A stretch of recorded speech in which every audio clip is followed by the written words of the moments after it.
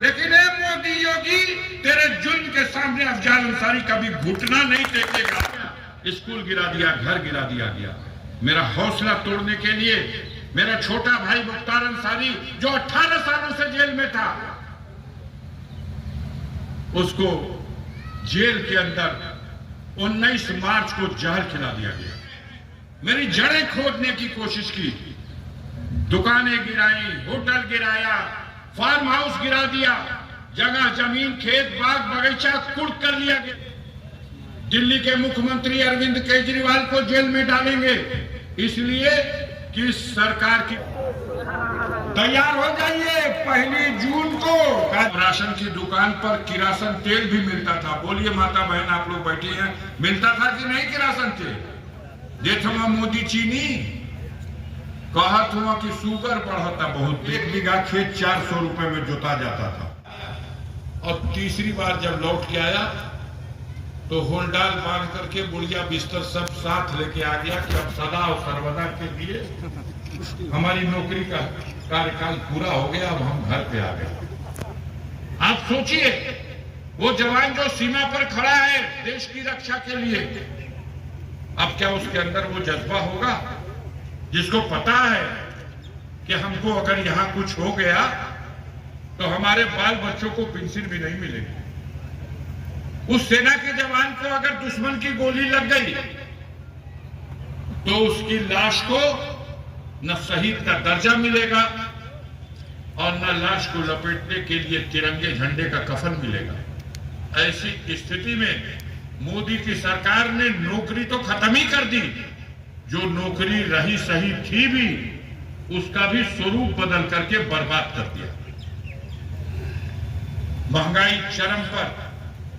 किसान अगर पैदा कर दे टमाटर तो मंडियों में ऐसा भाव बना देते हैं सब कि 5 रुपया किलो टमाटर बिकना मुश्किल। और जब सारे देश का टमाटर मोदी के दोस्त अडानी अंबानी खरीद के अपने स्टोरों में भर लेते हैं तो उसके बाद उनके स्टोर से जब वो टमाटर निकल के मंडी में आता है तो 50 रुपया, 60 रुपया, 70 रुपया, 80 रुपया, 100 रुपया किलो बिकाई लगी रहा है। यही देशवा में बोला जाए यही साल का भाव टमाटर बिकाई है। किसान के खेत का 200 टमाटर नहीं बिका, उसका कोई मूल्य नहीं मिला। किसान के घर पे कोई स्टोर थोड़ी है कि खेत में से तोड़ के स्टोर में धार ले फिर निकाल के बेचे। जो तो बड़े बड़े साहूकारों और मोदी ने ऐसी व्यवस्था बना दी कि इस साल तो लहसुन भी बिका 300-400 रुपया किलो बिकाई लगी ना। अदरक बिकाई है 300-400 रुपया किलो। दुनिया में ऐसा माहौल नहीं। जो आपने देश में महंगाई के चलते बहुत जल्दी अगर इस व्यवस्था में परिवर्तन नहीं हुआ तो देश में दलहन भी बिकेगा 400 रुपए किलो और खाद्य तेल भी बिकेगा 400 किलो। इसलिए कि जो पूंजीपति हैं उनकी दौलत दिन दूना रात चौगुना पूरी रफ्तार से बढ़ रही है और जो गरीब है उसके घर में उसका जो रोजमर्रा का काम है, कोई बीमार भी पड़ गया तो उसको इलाज कराने के लिए किसी से कर्ज लेना पड़ रहा है। कोई परोज आ गया, कोई शादी आ गई, गुजरी है अभी दीपावली, होली, ईद, त्योहारों पर रौनक ही नहीं थी। बाजारें खुली थी, दुकानें खुली थी, ग्राहक नहीं थे। एक व्यापार मंडल के अध्यक्ष हमसे मिले, हमने पूछा कि दीपावली कैसे गई, धनतेरस के दिन बिक्री कैसी थी? कहना कि भैया झाड़ू बिकाई ना, कटोरी या चम्मच, बर्तन तक कहू की नहीं वाला क्यों ना। अब पूछनी का है चम्मच कटोरी तो कहना कि वो साइज करे खातिर झाड़ुआ तो भैया दलिदर खेदे खातिर झाड़ू बिका, खूब बिका और कटोरी बिकी, चम्मच बिका। तो इससे साबित होता है कि भाई पैसा तो था नहीं।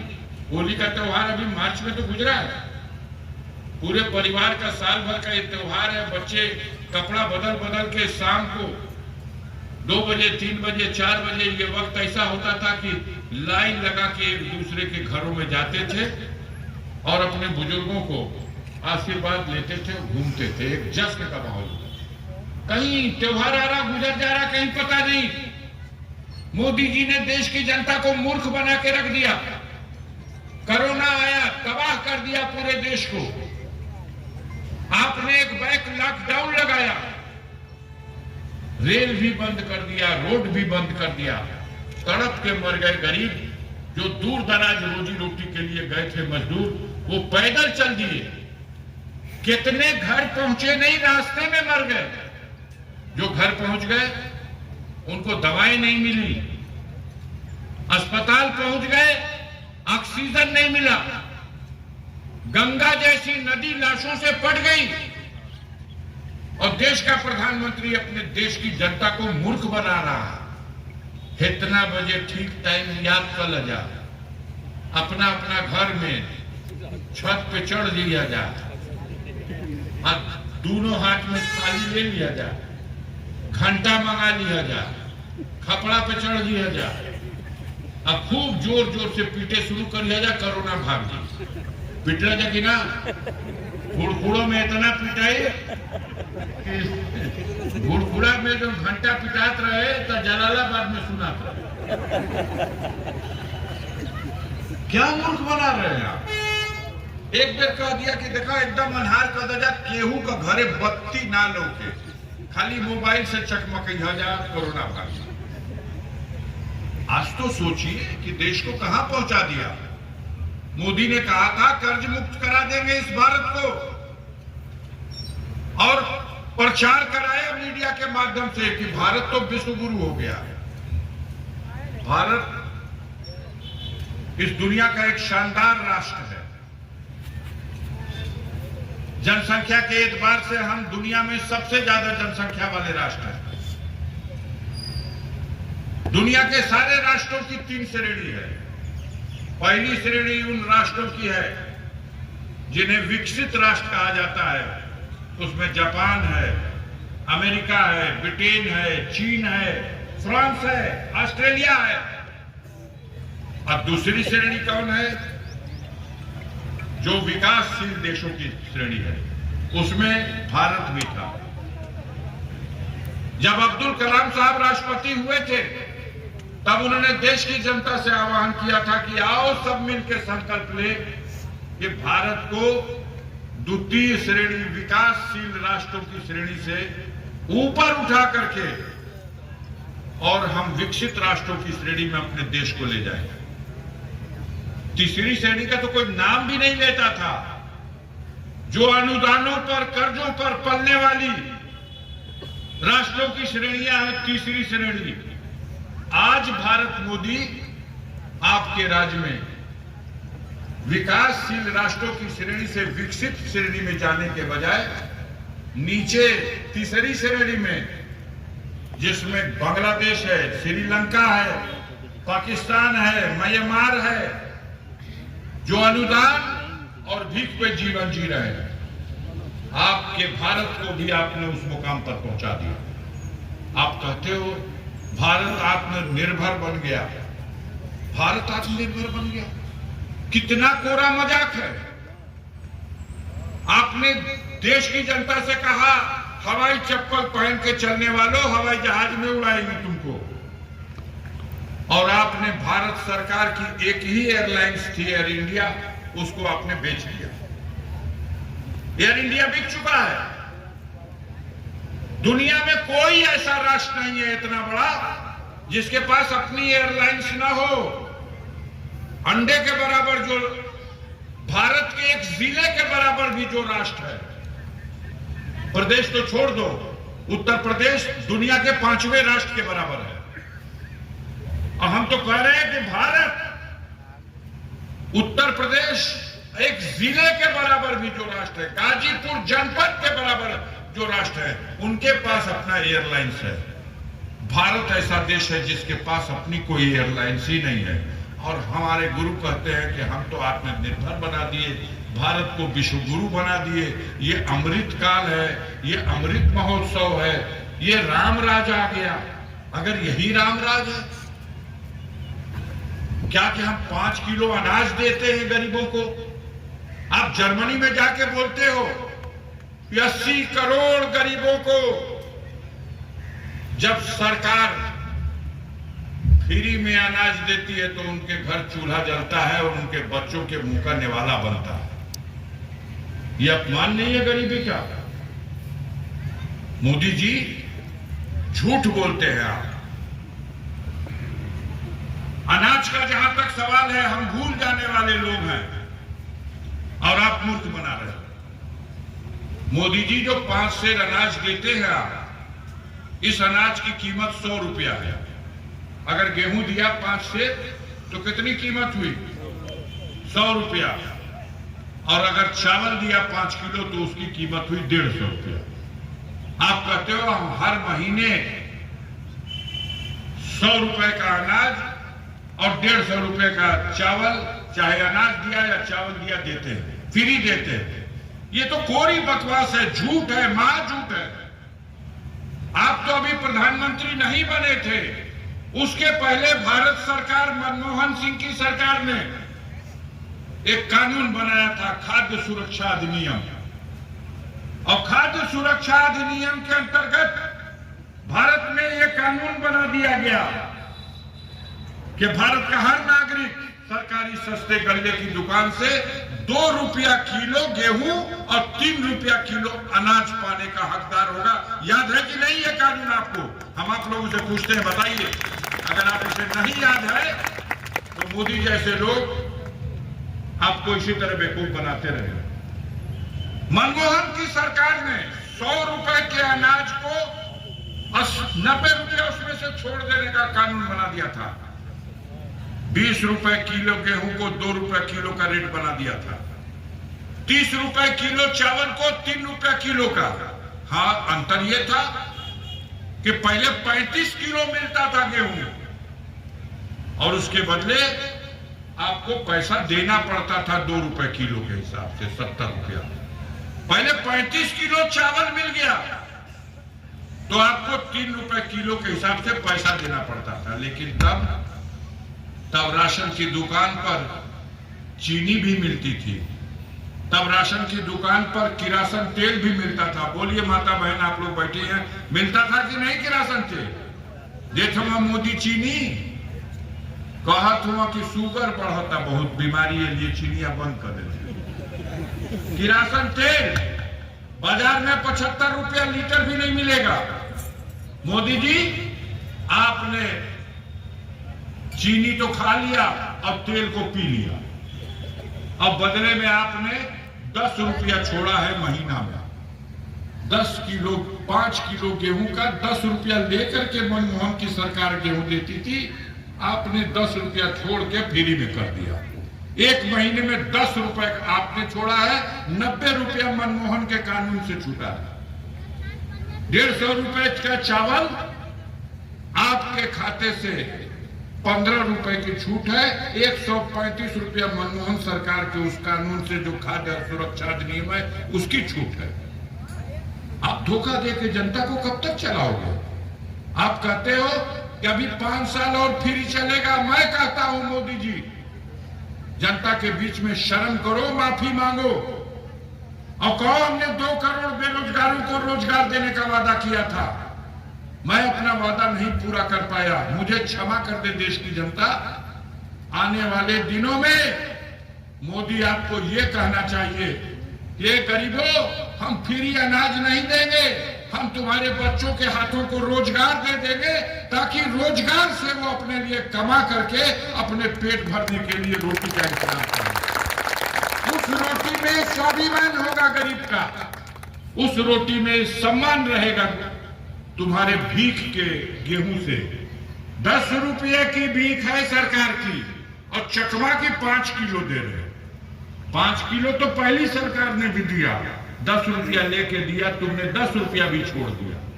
और 10 रुपए के बदले आप गरीबों का अपमान जर्मनी में जाके उड़ाते हैं कि मैं 80 करोड़ लोगों को जब राशन देता हूं तो गरीबों के घर चूल्हा जलता है और उनके बच्चों के मुंह में निवाला जाता है। मोदी जी, शर्म नहीं आती? गरीबों के खेतों में उनकी हरियाली फसल ये छुट्टा मवेशी चढ़ के खा जाता है, वो भी तो गरीबों के मुंह करने वाला है, उसका दर्द आपको नहीं होता? क्या मुआवजा देते हैं आप? आपने गरीबों के लिए सोचा है तो कोई दर्द हो तो बताइए। किसानों को आप कहते हैं कि आमदनी दुगना कर देंगे, छोड़ो। पहले 400 रुपया भाड़े का ट्रैक्टर मंगा के ये खेत अगर आप जोतवाते तो 1 बीघा खेत 400 रुपए में जोता जाता था। मोदी जी आपका राज आ गया, अब 1 बीघा खेत में रोटावेटर लगेगा जाते 1000 लगी कि ना लगी बताओ जा। मोदी ने खर्चा 3 गुना कर दिया और चकवा दिया कि हम तो बड़े दयालु हैं, किसानों पर तो मेरा दिल एकदम दरिया हो गया है, हम किसानों पर बहुत दया कर रहे हैं।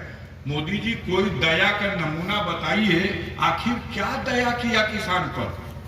तो किसान पर हमने दया किया, बेचारा 50 किलो की बोरिया उठाता था तो पसीना छोड़ देता था, इसलिए 10 किलो बोरिया में यूरिया कम कर दिया कि हल्लुक हो जाए तो किसान आसानी से धो के खेतवा पे लेकर चले। बोरिया हल्लुक भइल बा ना, एक किसान उनकर मेहरबानी है मोदी पर। अच्छा, मोदी की मेहरबानी है। अब मोदी की मेहरबानी से चीनी गायब। कहा है कि शुगर का बीमारी होता है इसलिए चीनी बंद। मोदी की बीमारी से किरासन तेल, मेहरबानी से किरासन तेल गायब। मोदी की मेहरबानी से 400 का सिलेंडर 1200। मोदी की मेहरबानी से 400 में बीघा जो जोतात रहे खेत अब 1200 रुपये में बीघा। मोदी का मेहरबानी से देश की जनता, आज पढ़ा लिखा नौजवान अपने माँ बाप के सामने शर्मिंदा हो जाता है, निगाह उठा के बात नहीं कर पाता, क्योंकि माँ बाप ने अपने जीवन के सारे अरमान को तिलांजलि देकर के अपने बच्चे को पढ़ाया कि डिग्री पा जाएगा तो नौकरी मिल जाएगी, परिवार का कल्याण हो जाएगा। लेकिन आज बेटा शर्मिंदा है कि हम अपने बाप से कैसे कहें कि हमारा मोबाइलवा रिचार्ज करा रहे बाबू, अपना माई से कैसे कहे। और माई तड़प रही है कि हमने अपने अरमानों का गला घोट दिया अपने लाल को पढ़ाने के लिए, लेकिन मेरे लाल को नौकरी नहीं मिली। वास्तविकता तो यही है। तो इस सड़ी गली व्यवस्था को बदलने की जरूरत है कि नहीं, बताइए आप। तैयारी कैले बढ़ा जा, हाथ उठावा जा, देखा जाओ भैया, तैयार हो जाइए। 1 जून को गाजीपुर में फैसला जनता को देना है। इन झूठ बोलने वालों को, इन बेईमान लोगों को इस व्यवस्था से हटाना है और ऐसे लोगों को दिल्ली की गद्दी पर बैठाना है। इंडिया गठबंधन के लोगों में आपसी सहमति से एक मैनिफेस्टो जारी हुआ है। समय नहीं बचा है, 5 मिनट का समय है, इसलिए लंबा नहीं करना, मुख्य बातें बता दूं। उस मैनिफेस्टो में 2-4 मुख्य बातें हमारे अध्यक्ष जी ने बताई, लेकिन मैं उसको थोड़ा सा हैंडल करके बता दूं। एक बात बिल्कुल फैसला हो गई कि भारत सरकार के अधीन मोदी ने नौकरी पे जो ताला बंद करके 10 साल से रखा था, जिसकी वजह से खाली पदों, खाली कुर्सियों की संख्या 30 लाख हो गई है। 30 लाख ऐसे पद हैं जो खाली हैं, जिनकी नियुक्ति नहीं हुई, जिस पे बैठा हुआ कर्मचारी रिटायर होकर घर गया, दूसरा रखा नहीं गया। उस 30 लाख खाली कुर्सियों के लिए अगर 4 जून की गणना में इंडिया गठबंधन को बहुमत मिला तो 15 अगस्त यानी 2 महीना और 2 सप्ताह के बाद उस 30 लाख रिक्त पदों के लिए भर्ती की प्रक्रिया शुरू कर दी जाएगी। जो नौजवान निराश हो रहा है कि मेरी डिग्रियों का क्या होगा, हमारी उम्र खत्म हो जाएगी तो हम तो फार्म भी नहीं भर सकते, उन नौजवानों के लिए एक आशा की किरण है। 15 अगस्त 2024 और गणना होगी 4 तारीख को। 4 तारीख की 4 जून की गणना के बाद अगर सरकार बन गई तो जो इंडिया गठबंधन की सरकार बनेगी उसका ये फैसला है, 30 लाख रिक्त पदों पर नौकरियां। दूसरा उसमें जो बड़ा फैसला है वो ये है, उसकी गहराई ये है कि राहुल गांधी ने ये भी कहा है कि केंद्र सरकार के सभी पदों पर अब 50% पढ़ी लिखी महिलाओं की भर्ती होगी और 50% बेटों के लिए। 50 आधी सीटें, 30 लाख में 15 लाख सीटें बेटियों के लिए और 15 लाख सीटें पढ़े लिखे बेटों के लिए। यह ऐतिहासिक फैसला है, इसका स्वागत होना चाहिए पूरे देश में। यह भी तय हुआ कि प्रत्येक गरीब परिवार की एक महिला को, पूरे देश में प्रत्येक गरीब परिवार की एक महिला को 1 साल में 1 लाख रुपया, 8,500 रुपया महीना समथिंग, ये सरकार अगर इंडिया गठबंधन की बनी तो ये पैसा उसको देने का काम करेगी। ये फैसला हो चुका।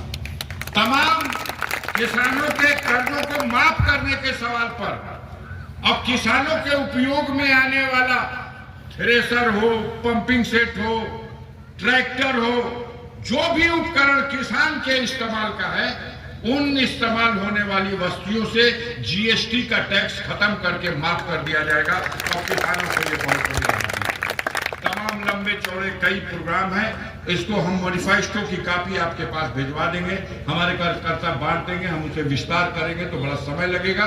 साथियों, ये जो जुल्मी सरकार है प्रदेश की और दिल्ली की, ये एक नया काम इन्होंने, अपने विरोधियों को डराओ।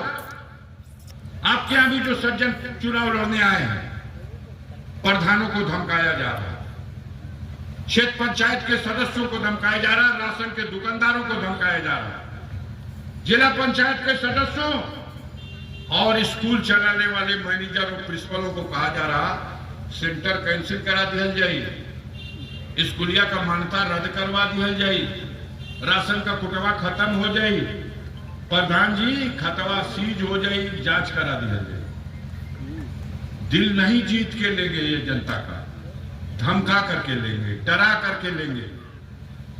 ऊपर देखिए, दिल्ली के मुख्यमंत्री अरविंद केजरीवाल को जेल में डालेंगे इसलिए कि सरकार की बेईमानी का विरोध कर रहा है। झारखंड के मुख्यमंत्री हेमंत सोरेन को जेल में डालेंगे इसलिए कि सरकार की गलत नीतियों का विरोध कर रहा है। Manish Sisodia, deputy chief minister Delhi, jail में डाल दिया गया इसलिए कि सरकार का विरोध कर रहा है। अफजाल अंसारी पे सारा सितम और सारा जुल्म इसलिए कि पूर्वांचल में कोई बोलने वाला नहीं है सरकार के खिलाफ। तुम क्यों बोल रहे हो, तुम क्यों बोल रहे हो? जो सितम ढाया गया 5 साल में इस डबल इंजन की सरकार ने, मेरी जड़ें खोदने की कोशिश की, दुकानें गिराई, होटल गिराया, फार्म हाउस गिरा दिया, जगह जमीन खेत बाग बगीचा कुर्क कर लिया गया, स्कूल गिरा दिया, घर गिरा दिया गया। मेरा हौसला तोड़ने के लिए मेरा छोटा भाई मुख्तार अंसारी जो 18 सालों से जेल में था, उसको जेल के अंदर 19 मार्च को जहर खिला दिया गया और तड़प तड़प के उसका इलाज भी नहीं किया गया। सुप्रीम कोर्ट में रिट पेंडिंग है, हाई कोर्ट में रिट पेंडिंग है, ट्रायल कोर्ट में रिट पेंडिंग है, चारों ओर गुहार लगाते रह गए।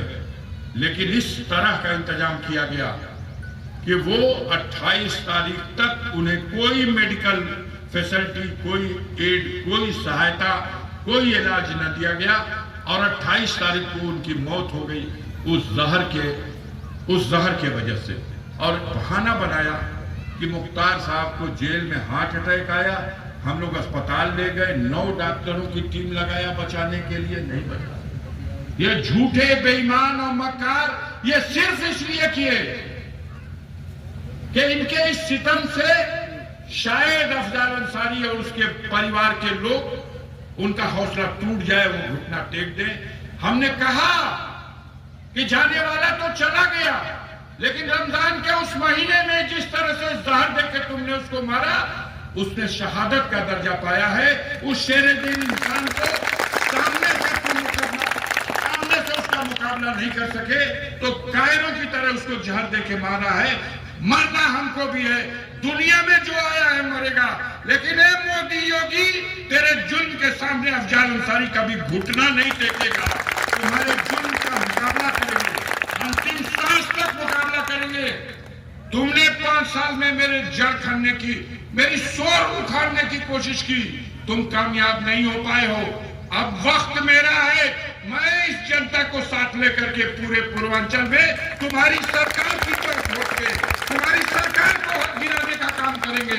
और मोदी तुम्हारे जुल्म सितम से डरने वाले नहीं हैं। हम गरीब भाइयों से अपील करना चाहते हैं कि इस लड़ाई में, मुसीबत की इस घड़ी में आप हमारा साथ दीजिए।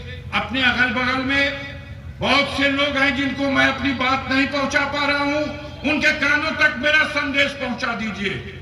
इस लड़ाई में इस जुल्मी सरकार को हटाना है जो बाबा साहब भीमराव अंबेडकर के संविधान को बदलना चाहते हैं, जो देश में लोकतंत्र को खत्म करना चाहते हैं, जो देश में विरोध करने वाले मजबूत ईमानदार लोगों को मिटाना चाहते हैं। देश की जनता जिस दिन जगेगी, ये जालिम सरकार का पतन होगा और इनकी सरकार मिट्टी में मिल जाएगी। इसी बातों के साथ हम आप सबके प्रति आभार प्रकट करते हुए अपनी बात को खत्म करते हैं। बहुत बहुत धन्यवाद। जय भीम, जय भारत, जय समाजवाद।